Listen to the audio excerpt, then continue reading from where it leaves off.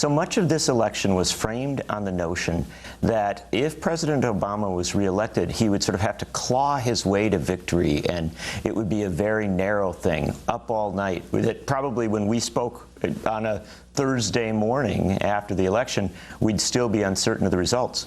That's not the case. When all the votes are counted, President Obama will have won a popular vote margin of more than 3 million, probably quite a bit more than 3 million.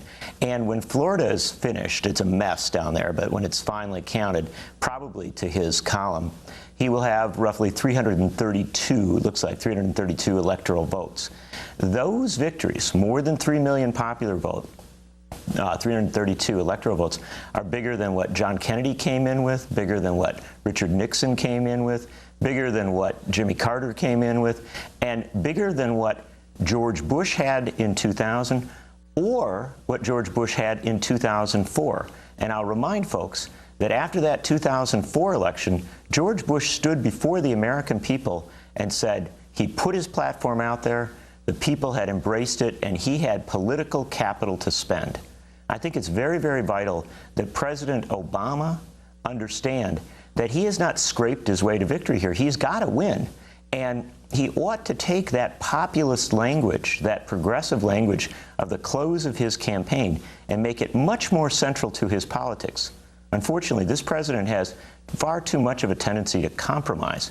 And so that's why the second part of the equation is progressives need to take this in. Progressives need to understand that they should pressure this president to respond to what can genuinely be referred to as a mandate, to make sure that Social Security, Medicare, Medicaid are protected, to do humane and genuine immigration reform, as Juan has so well discussed, to do tax reforms that really do shift the burden to the wealthy. All of these things can be central to a program, but it can't work if the president and even the president's supporters think that he just narrowly won an election.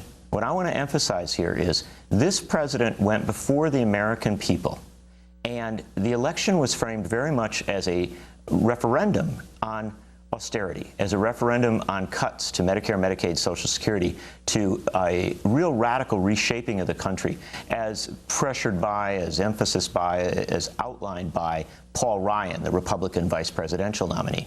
The important thing to understand is American people understood that choice, and they voted for Barack Obama.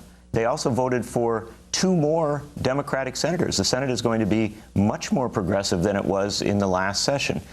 In the states, they've elected at least 6 Democratic governors, potentially a 7th if Jay Inslee wins out in Washington state.